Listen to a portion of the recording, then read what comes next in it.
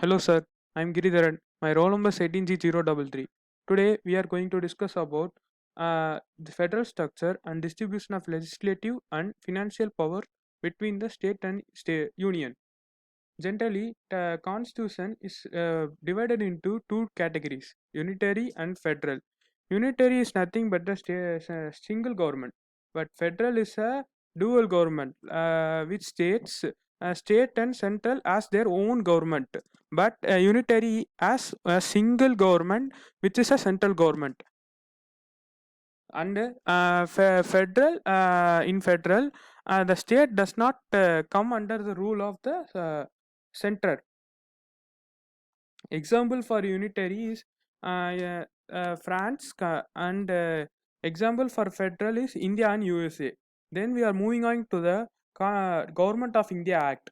In 1935, Government of India Act has made, and it states the state and the central has their own power or authority to make laws, which is further developed into threefold scheme, which is federal, provincial and concurrent. Later, it transformed into union, state and concurrent list.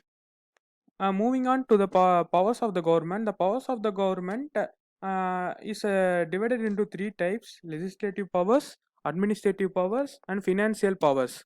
Legislative powers is again divided into two categories: territorial jurisdiction and legislative and subject matter. Territorial jurisdiction is again divided into two categories: parliament and state legislatives. Territorial legislative jurisdiction. According to the Article 245, the Parliament and the state legislative have the powers to make laws, and they can also alter the laws which were made by the both the governments. And also, according to the Article 245, the Parliament can make law for the whole country or any part of the country or any part of the territory of the India, and the legislative of the state can make laws for whole state or any part of the state. The state legislative cannot legislate extra territorially. Then moving on to the delegated legislative in India.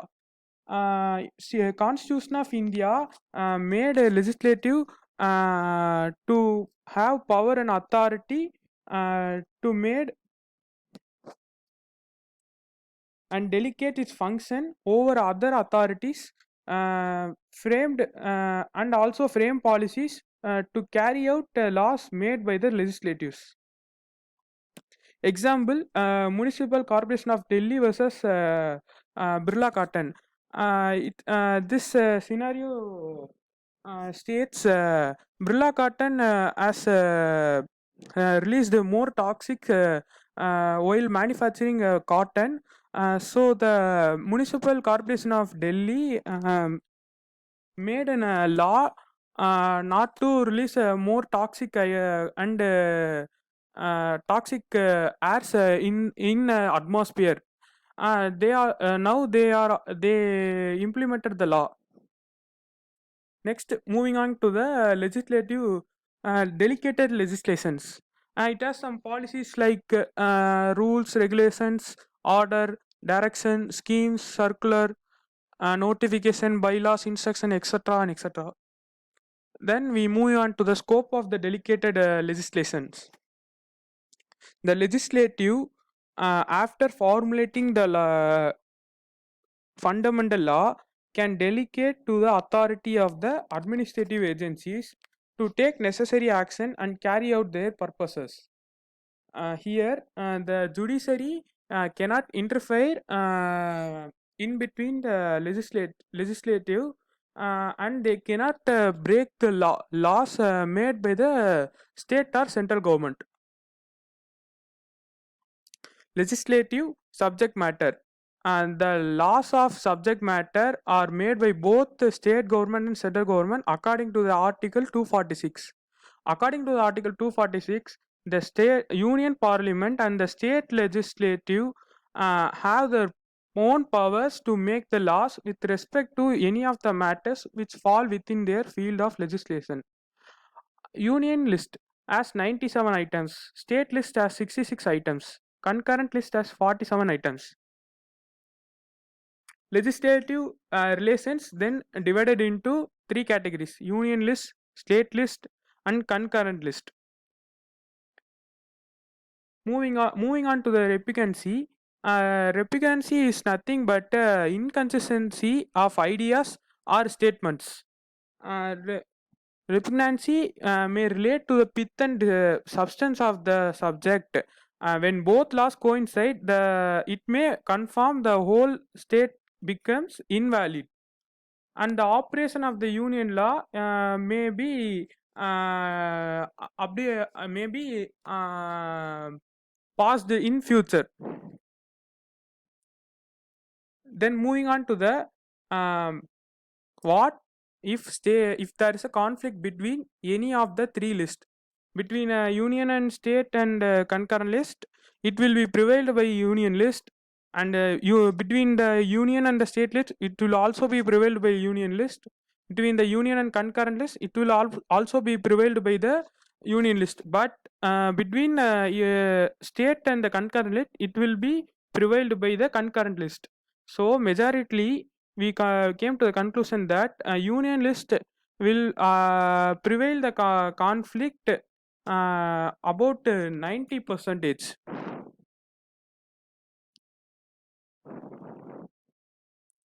Then moving on to the legislative for union territories. Union territories don't have own governments. They are ruled by central government directly through an governor or an administrator. The government or administrator will be appointed by the central government, and they are the representatives of the president of India. Union territories with legislative, without legislative. Union territories with legislative, we can take an example as Puducherry and Delhi. Puducherry and Delhi were allowed to have new legislative assemblies considering the population of these territories. Since Puducherry and Delhi has more populated, they can form new. They can form assemblies. They can form assemblies because of the population. Coming back to the Puducherry has given a partial standhood, and that's why they has their own election, minister, and assemblies. Delhi has a separate assembly with the ruling body based on the fact that it was a it is a capital of our country. Delhi and Puducherry have a own status. They are different from usual states and union territories. Other union territories have administrator, but these two have legislative assemblies, a chief minister and a lieutenant governor. Which brings to the conclusion that Delhi and Puducherry have more power than other union territories. Article 370. We recently came across Article 370, that temporary provision with respect to the state of Jammu and Kashmir. The bill reorganizes the state of Jammu and Kashmir into Union Territory of Jammu and Kashmir with the legislature, and Union Territory of Ladakh without a legislature. Union territories with their own legislatures, Delhi, Puducherry, and Jammu and Kashmir. Jammu and Kashmir is a very big and vast populated when compared to other small states. They will also send a representative to the Rajya Sabha and Lok Sabha, while other union territories like Chandigarh, they will send their representatives only to the Lok Sabha. Union territories without legislature. Union territories without legislature is not represented by the elected representatives. President or central government will appoint a administrator who will report to the central government or president. Let's see a difference between with the legislator and without legislator. With the legislator, will have the legislative assembly chief minister and lieutenant governor.